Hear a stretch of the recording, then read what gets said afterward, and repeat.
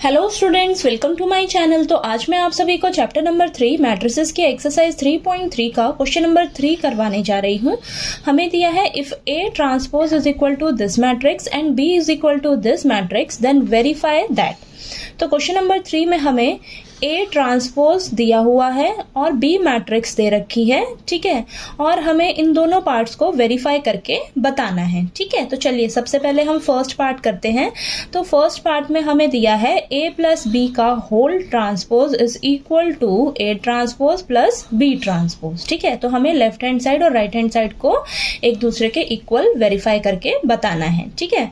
तो चलिए करते हैं। सबसे पहले हम लेफ्ट हैंड साइड को लेकर चलेंगे।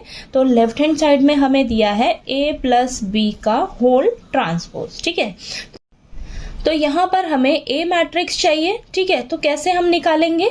तो ये देखिए, ए मैट्रिक्स चाहिए ना आपको। तो जो ए ट्रांसपोज मैट्रिक्स दे रखी है, इसका आप जब दोबारा से ट्रांसपोज फाइंड आउट करोगे तो आपको ए मैट्रिक्स मिल जाएगी, ठीक है। तो चलिए करते हैं। तो यहाँ पर देखिए, आपको ए मैट्रिक्स निकालने के लिए क्या करना होगा, जो ए ट्रांसपोज मैट्रिक्स दे रखी है, ठीक है, इसका आप क्या करिए, दोबारा से ट्रांसपोज निकाल लीजिए, ठीक है। तो आपको ए मैट्रिक्स मिल जाएगी, ठीक। तो ये देखिए, ये आपकी कॉलम में है तो इसको आप रो में लिख लीजिए, ठीक है।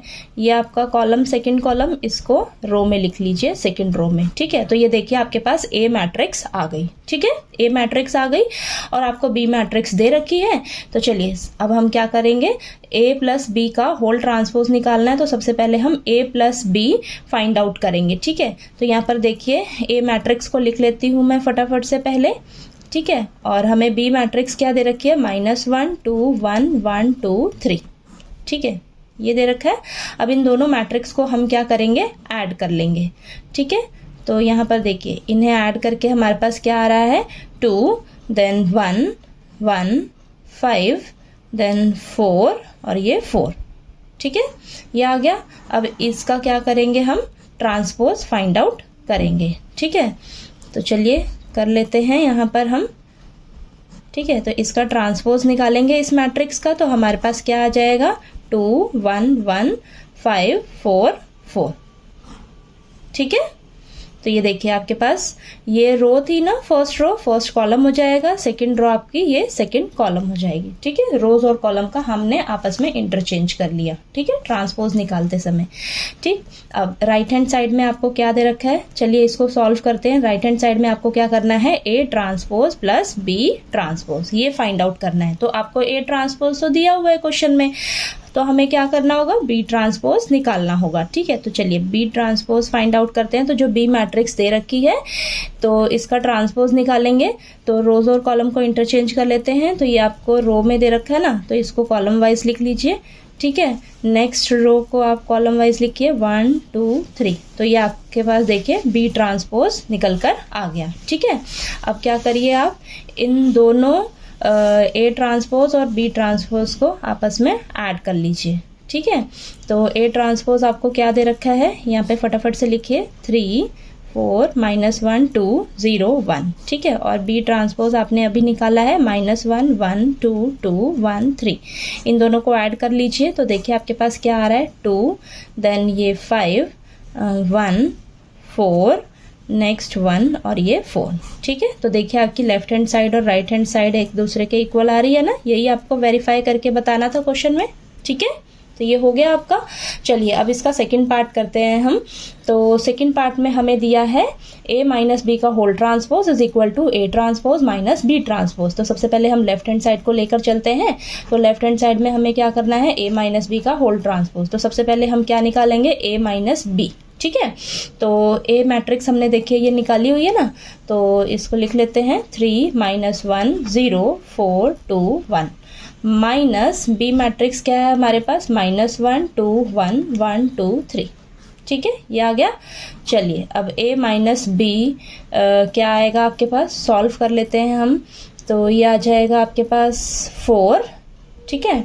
नेक्स्ट -3 0 -1 -1 4 -1 3 2 -2 0 1 -3 -2, ठीक है, ये आ गया।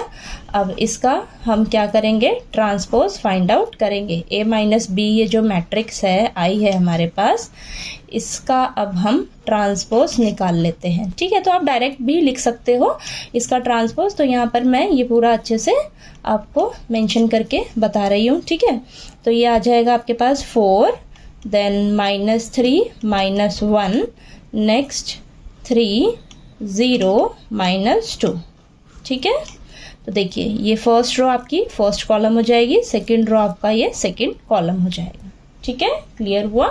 चलिए अब इसका हम राइट हैंड साइड सॉल्व करते हैं। तो राइट हैंड साइड में हमें क्या करना है, A transpose minus B transpose, ये फाइंड आउट करना है। ठीक है, तो देखिए हमारे पास यहाँ पर A ट्रांसपोज क्वेश्चन में दिया हुआ है और B ट्रांसपोज हमने यहाँ पर निकाला हुआ है। ठीक है, फर्स्ट पार्ट में। ठीक है, तो यहाँ पर देखिए लिख लेते हैं हम। A ट्रांसपोज क्या दिया हुआ है हमें, 3 4 -1 2 0 1।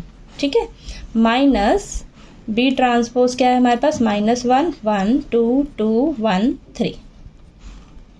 ठीक है, तो चलिए इसको करते हैं। A transpose minus B transpose क्या आएगा आपके पास, इन दोनों मैट्रिक्स को आपस में माइनस करिए तो देखिए क्या आता है, ये 4, देन 4 -1 3 -1 -2 -3 2 -2 0 0 -1 -1, देन 1 -3 -2, ये आ रहा है आपके पास। देखिए सेम आ रहा है ना।